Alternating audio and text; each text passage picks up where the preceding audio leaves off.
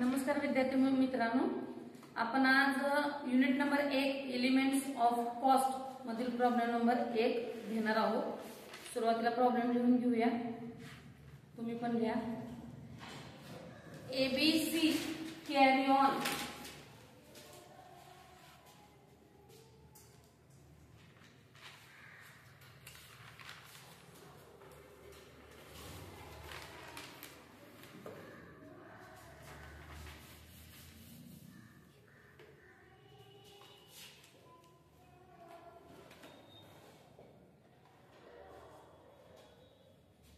ABC carry on business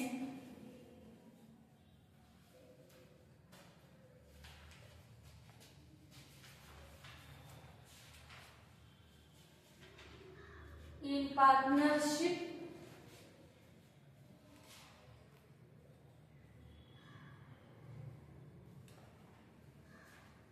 from the following information.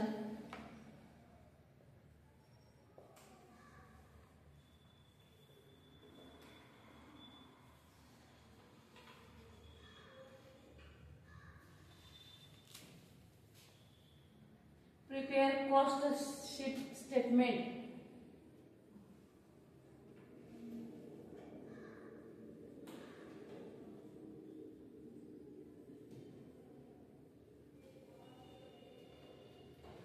Show the various divisions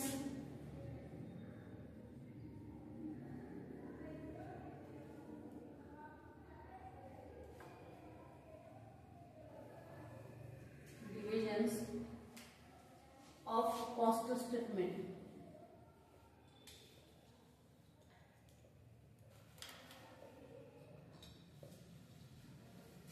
Particulars amount,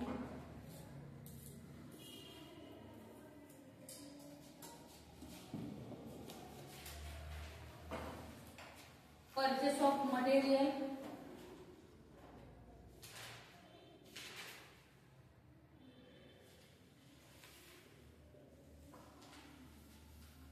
$49,500,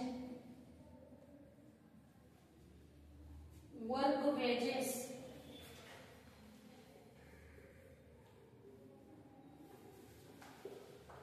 मध्ये director 32,000,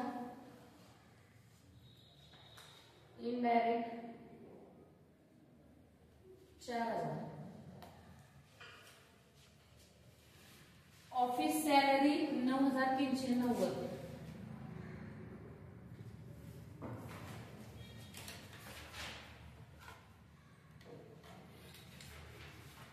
carriage inward 300,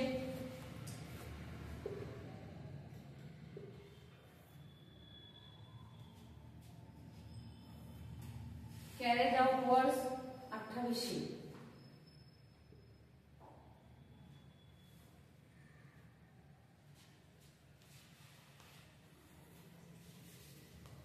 cells 1,60,000,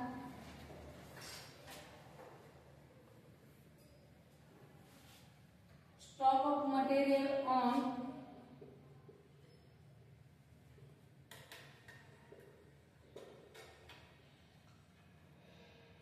1/1/2001 17,500, stock on finished goods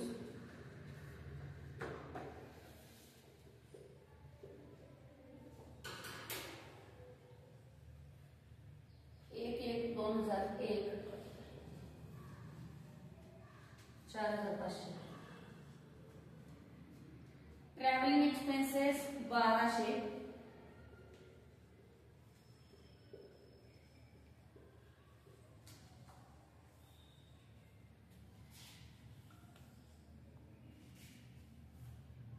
advertising 3,000,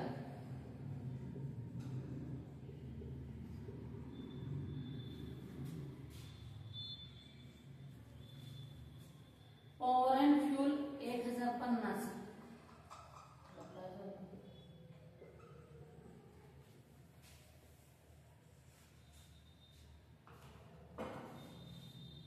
income tax 9,500.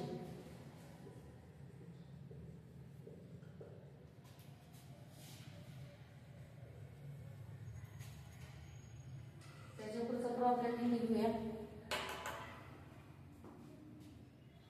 Travelling agents commission.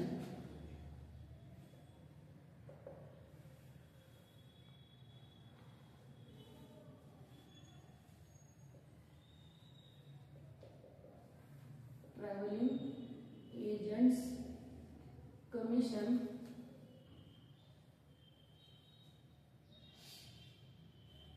4,500. Maintenance of plant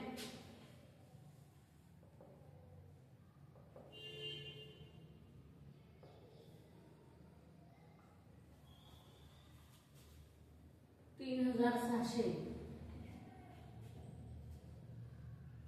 Insurance and rates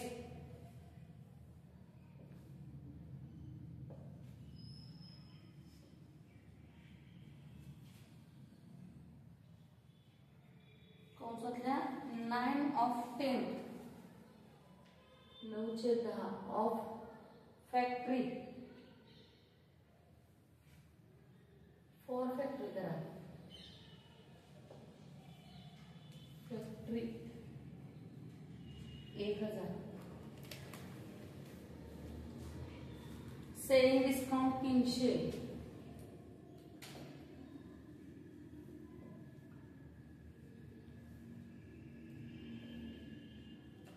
bad debts 500.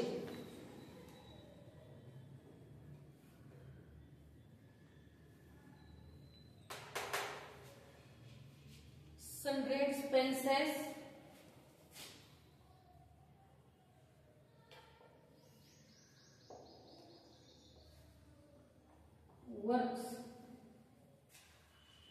1400 आणि office 2600.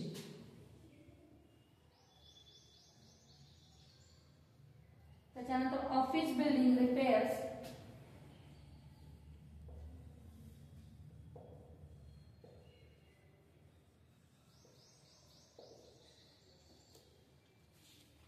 100.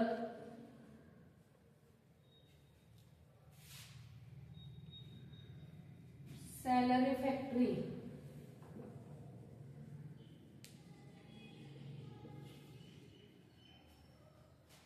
2200.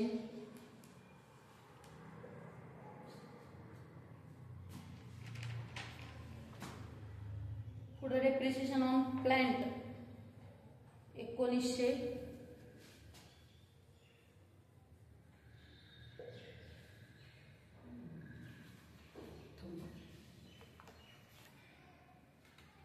पुढे depreciation on plant and machinery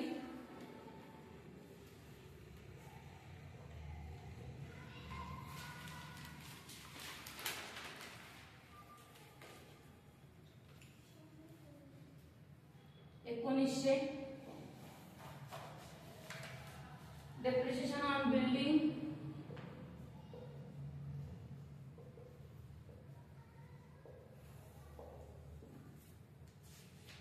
800. Stock of materials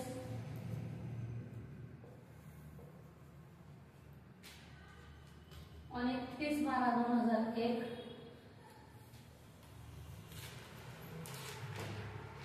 19,000. आणि शेवट stock of finished goods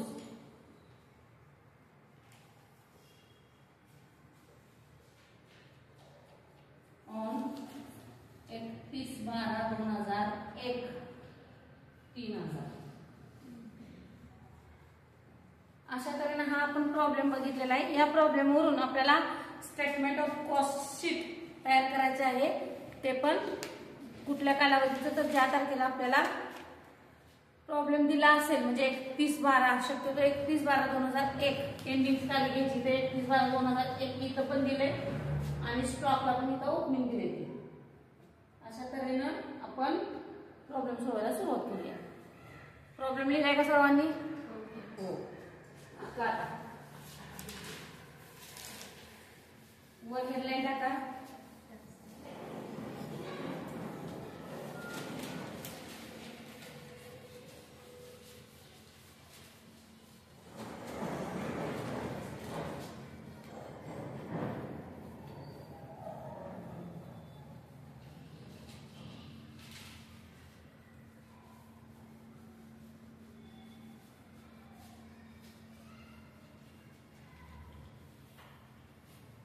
याच्यामध्ये आपल्याला 3 प्रकारचं deviation करावं लागतं. Office expenses किंवा त्याला ऑफिस ओव्हरहेड्स असे आपण म्हणतो. 2 नंबरला फर्स्ट नंबरला फॅक्टरी ओव्हरहेड्स म्हणजे फॅक्टरीशी संबंधित असणारे खर्च. तुम्हाला फक्त दिलेल्या खर्चाचं 3 प्रकारे डिवायडेशन करता आलं पाहिजे. एक म्हणजे फॅक्टरी ओव्हरहेड्स म्हणजे फॅक्टरीशी संबंधित असणारे खर्च की ज्याला आपण उत्पादनाशी संबंधित असं म्हणतो. दुसरा जो खर्च आहे तो ऑफिस किंवा ऍडमिनिस्ट्रेशन की जे मधलं जे ऑफिसचं काम चालतं कामकाज तिथला खर्च. आणि तिसरा जो आहे तो सेलिंगचा म्हणजे माल पूर्ण झाल्यानंतर सेलशी संबंधित असणारा खर्च त्याला सेलिंग ओव्हरहेड्स असे म्हटले जाते. हेडलाईन टाका स्टेटमेंट ऑफ कॉस्टची.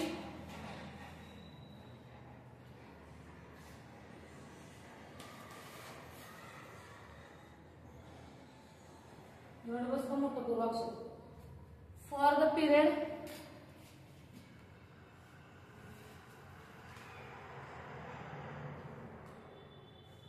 एक 2001 टू 31/12/2001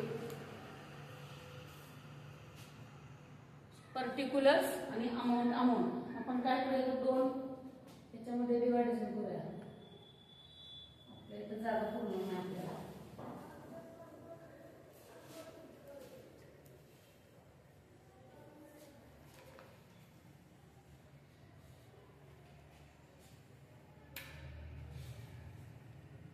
प्रॉब्लेम खूप सोपा आहे फक्त आपल्याला टॅग किती समजून घ्यायला पाहिजे. पर्टिक्युलर्स हा इनर कॉलम आउटर कॉलम. सुरुवातीला प्रॉब्लेमची सुरुवात करत असताना जो सुरुवातीला तुम्हाला पॉइंट असणार तो आहे डायरेक्ट मटेरियल्सचा.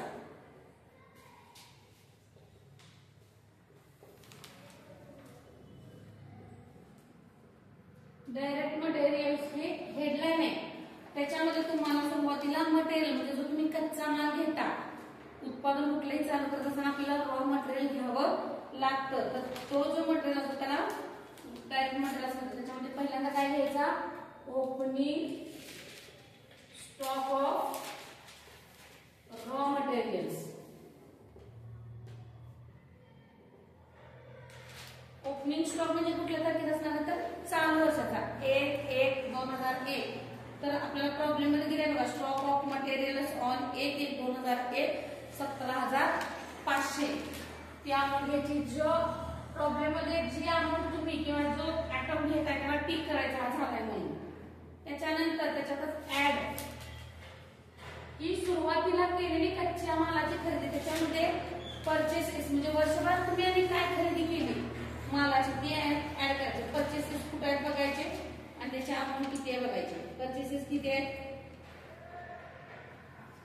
स्टार्टिंगला दिले बघा purchase of material 49,500. Purchase of materials 49,500. याची काय करायचे आपल्याला बेरीज करायची आहे 67,000. त्याच्यामधून जसे तो ओपनिंग स्टॉक ऍड केला तसं सेम इथं काय करायचं closing stock of raw material minus करायचं.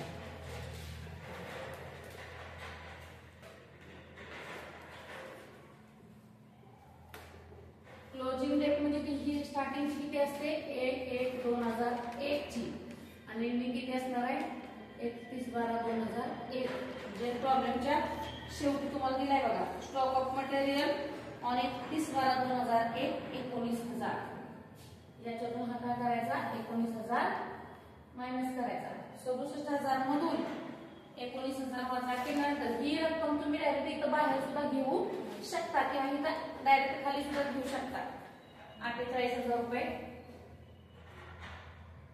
त्याच्यानंतर तुम्हाला याच्यामध्ये काय ऍड करायचं असते तर डायरेक्ट कुठले खर्च असतात, डायरेक्ट केलेले खर्च, त्याच्यामध्ये वेजेस असेल किंवा कॅरेज इन्व्हर्ड असेल ते घ्यायचं असेल. Add direct wedges. अमाऊंट किती दिली डायरेक्ट वेजेसची? तुम्हाला 2 नंबरला वर्क वेजेस दिले बघा. त्याच्यामध्ये एक डायरेक्ट दिले आणि इनडायरेक्ट दिले. आपल्याला तो कुठे लागतं? फक्त डायरेक्ट. इनडायरेक्ट कुठे जातं? तर फॅक्टरी ओव्हरहेड मध्ये जातं. 32,000 आणि कॅरेज इनवर्ड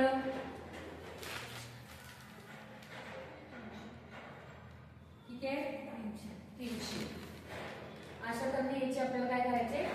बेरीज. 48,000, 32,000 आणि 300 असे मिळून किती झाले? 80,300. त्याला काय म्हणतो आपण? Roman first prime cost.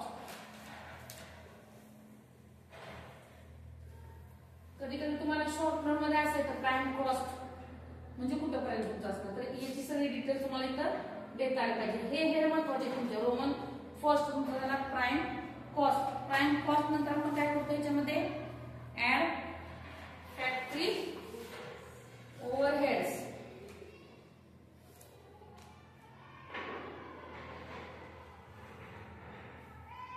त्याला काय म्हणतो आपण?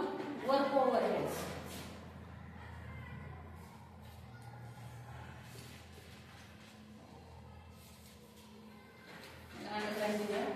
फॅक्टरी ओव्हरहेड्स मध्ये उत्पादनाशी संबंधित किंवा उत्पादन करत असताना येणारे खर्च असतात.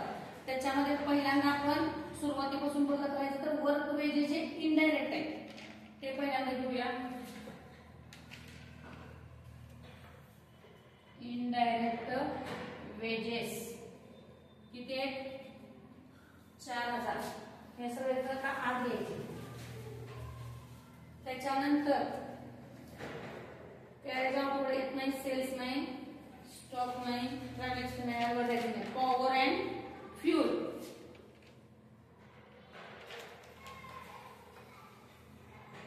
पॉवर अँड फ्यूल किती आहेत? 1,050. त्याच्यानंतर इन्कम टॅक्स आपल्याला या प्रॉब्लेम मध्ये येत नाही. ट्रॅव्हलिंग एजंट कमिशन हे पण नाही.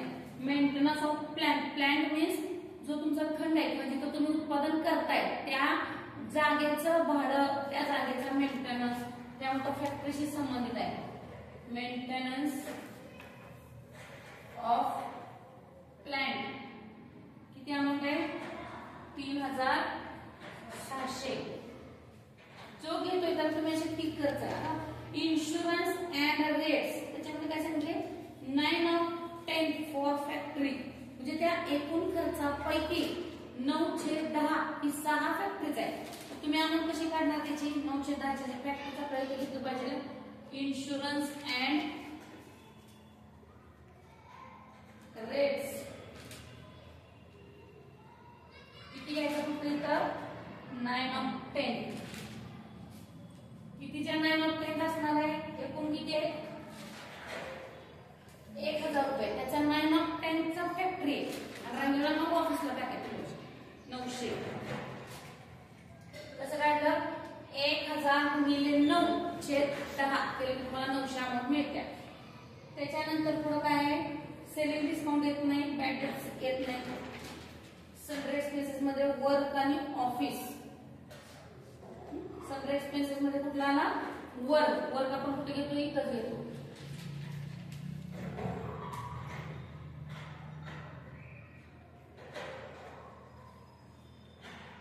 किती आहे वर्क? 1400. आता पुढे आहे ऑफिसचा खर्च. ऑफिसला टाकायचं. ऑफिस बिल्डिंग रिपेअर्स हे पण ऑफिस मध्ये जाणार खर्च. Salary factory. फॅक्टरी म्हटलं तर फॅक्टरी घ्यायची. सॅलरी म्हणजे फॅक्टरी मधले जे कामगार असतील त्यांचा पगार आहे. Salary factory 2200. त्याच्यानंतर depreciation on plant and machinery. तर प्लांट कशामध्ये जातो? प्लांट संबंधित सगळा खर्च आपला फॅक्टरीला असतो, त्यामुळे डेप्रिशिएशन पण इथंच घ्यायचं.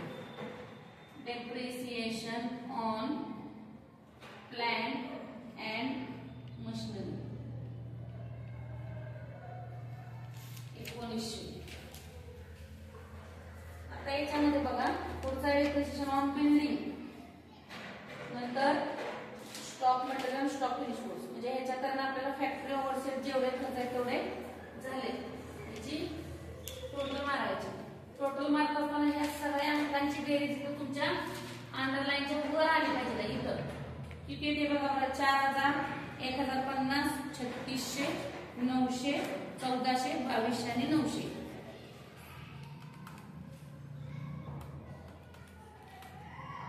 किती येते तर 15,050 एवढी येते तर चेक करा.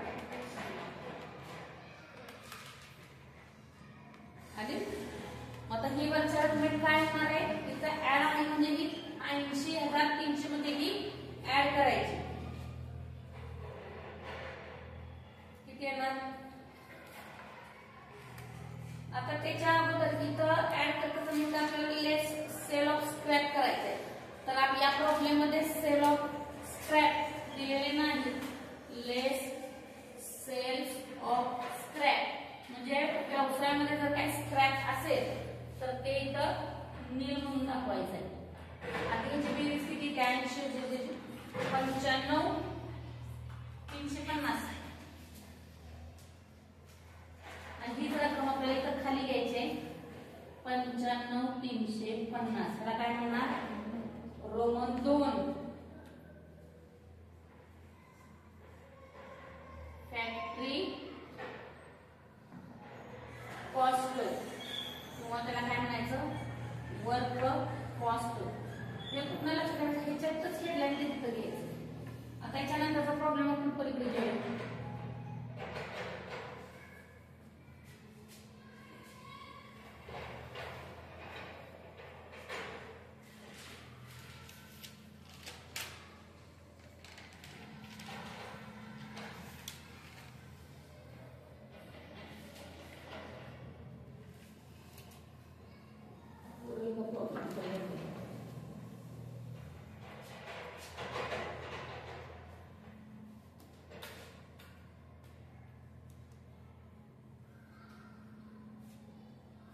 आपण कुठला आकडा घेतला, रोमन 2 फॅक्टरी कॉस्ट.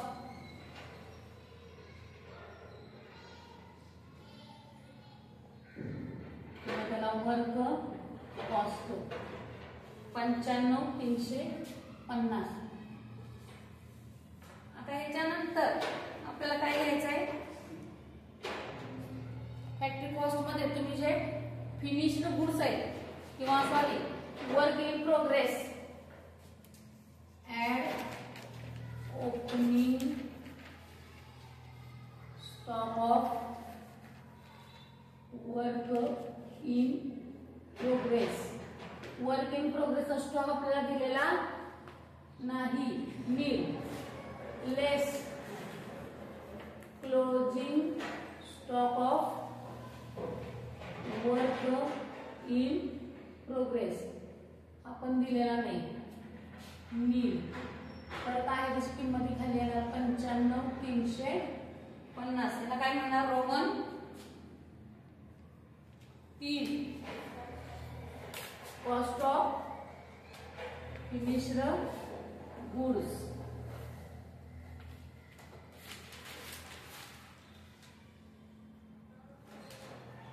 आता याच्यानंतर जो खर्च येतो आपला तो येतो ऑफिसशी संबंधित. त्यानंतर ऍड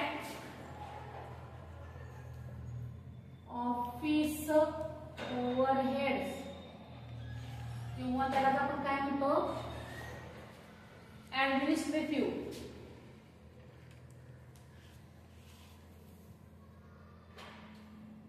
ओव्हरहेड्स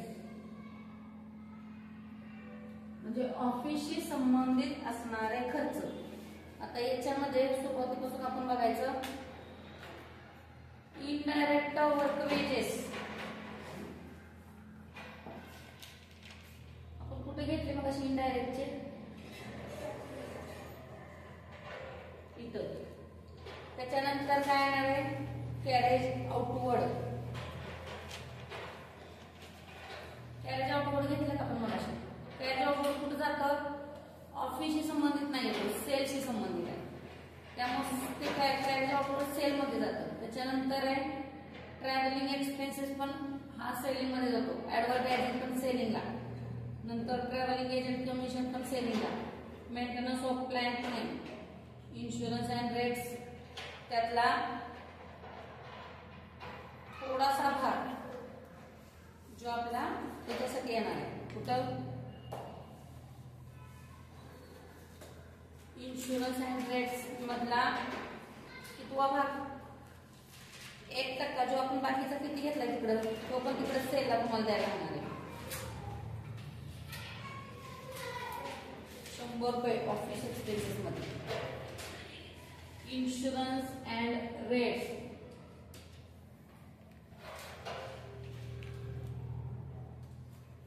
इथं आहे बघा. 9 ऑफ 10 जर इथं आला, 1000पैकी 900 इथं आले तर इथं किती येणार आता 100. म्हणजे बघ किती राहिला 1/10, कारण 900 तिकडे तर 1 हिस्सा इथं आला. त्याच्यानंतर सनरी इन्शुरन्स अँड रेट्स घेतलं, त्यानंतर सनरी एक्सपेन्सेस ऑफिसचं, सनरी एक्सपेन्सेस ऑफिस किती आहे 2600.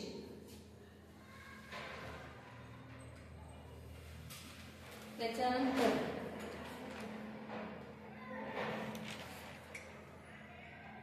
ऑफिस बिल्डिंग रिपेअर्स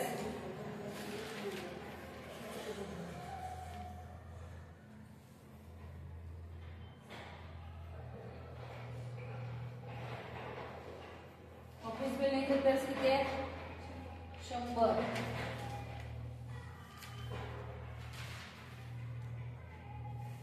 त्याच्यानंतर डेप्रिशिएशन ऑन प्लांट मशिनरी झाले. बिल्डिंग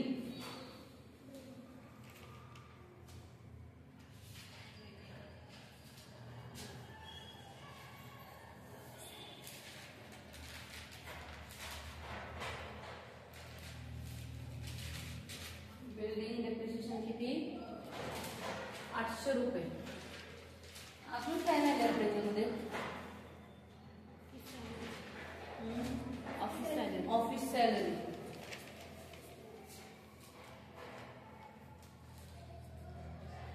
9390.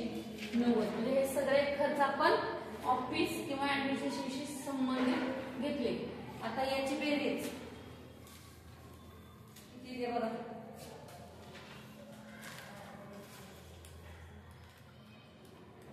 100 2600 100 800 आणि 9350 9390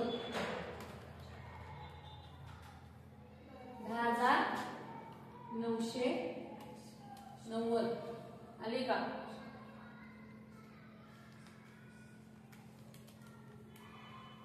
जास्तीत किती ते बघा बरं 12990. आता याची बेरीज 95 आणि 12 त्याची किती दे सांगा.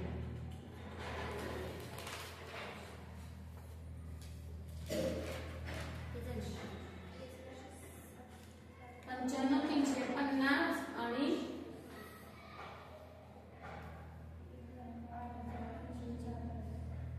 1,08,340 बरोबर. ह्याला काय म्हणतात तुम्ही रोमन 4. हा काय आला cost of production.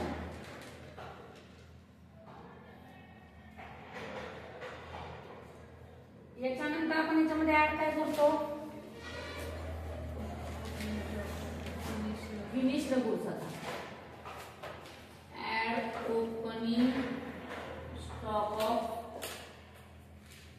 Finished goods 1/1/2001 चा किती दिलाय प्रॉब्लेम मध्ये आपल्याला. सुरुवातीला दिलं बघा 4500. ऍड करून किती येते याच्या बरोबर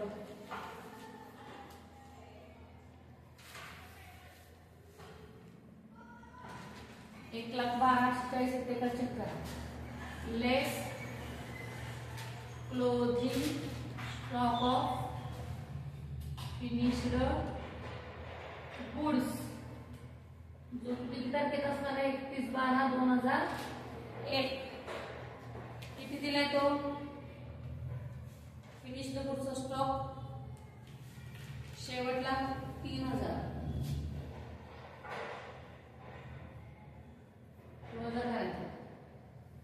1,09,840 येते ना. त्याला काय म्हणायचं रोमन 5 प्रोडक्शन कॉस्ट ऑफ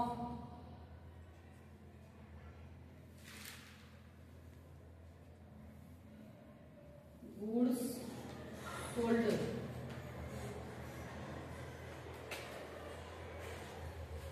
आणि याच्यानंतर मग आपण ऍड काय करणार आता शेवटचे राहिलेले selling overheads.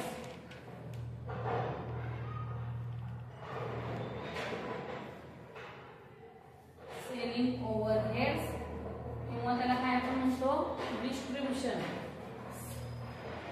Selling and distribution overheads. म्हणजे सेलशी संबंधित असणारे सगळे खर्च परत इथे येणार. आता सुरुवातीपासून आपण बघूया. स्टॉक ऑफ फिनिश्ड गुड्स पर्यंत वरचं आपलं सेल सोडलं तर बाकीचं झाले. ट्रॅव्हलिंग एक्सपेन्सेस, ऍडव्हर्टायझिंग तिथे घ्या.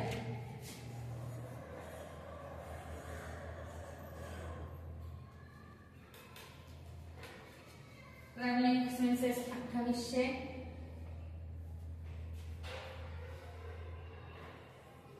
ऍडव्हर्टायझिंग 1200,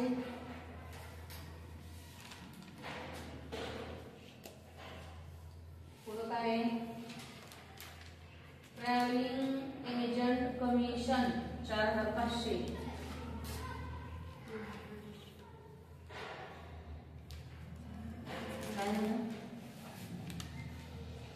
मॅडम ट्रॅव्हलिंग एक्सपेन्स 1200 आहे. 1200 का? हां, एवढं क्लिअर आहे काय? ट्रॅव्हलिंग एक्सपेन्सेस 1200, नंतर ऍडव्हर्टायझिंग 3000, ट्रॅव्हलिंग एजंट कमिशन 4500,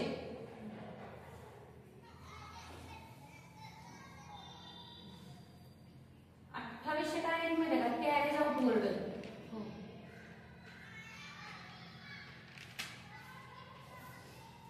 आता राहिलं काय ट्रॅव्हलिंग एजंट कमिशन झालं किती सेलिंग डिस्काउंट आणि बॅगेज.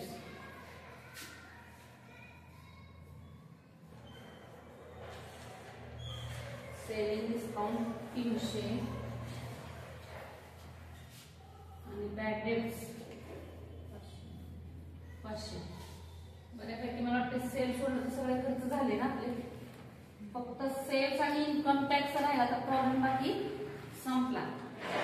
आता याची बेरीज करायची 12,300. ते वरच्या ह्याच्यामध्ये 1,09,840 मध्ये हा ऍड करायचा. असा येणार किती आपल्याला 1,22,140. त्याला हा ऍक्च्युली कॉस्ट अशी झाली की एवढ्या हा तुमचा ही वस्तू तयार होईपर्यंतचा हा खर्च आहे. मग तिथून तुम्ही ती कितीला विकणार ते डिपेंड आहे. Roman 6 cost of sales. आणि ह्याच्यानंतर ह्या किमतीतून म्हणजे 1,22,140 नंतर तुम्ही ते कितीला विकताय त्याची सेल्स प्राइस किती येते. आणि इथं काय येतो net profit. Net profit actually नंतर काढायचा असतो. अगोदर सेलची किंमत घ्यायची. Total cells. टोटल सेल्स किती दिले आपल्याला प्रॉब्लेम मध्ये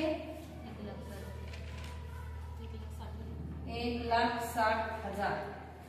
म्हणजे थोडक्यात 1,60,000 ला तुम्ही ते माल विकलाय. 1,60,000 मधून हे वजा केल्यानंतर जो येणार आहे तुमचा तो काय असणार आहे प्रॉफिट. किती येतोय 37,860. म्हणजे तुमची ही नेट प्रॉफिटची रक्कम ही तुम्ही नंतर लिहिली पाहिजे आहे. आधी टोटल ही कॉस्ट ऑफ सेल्स काढली की तर टोटल सेल्स लिहायचे आणि या तुम्ही किंमत बदलता तर जो येईल तो काय झाला नेट प्रॉफिट.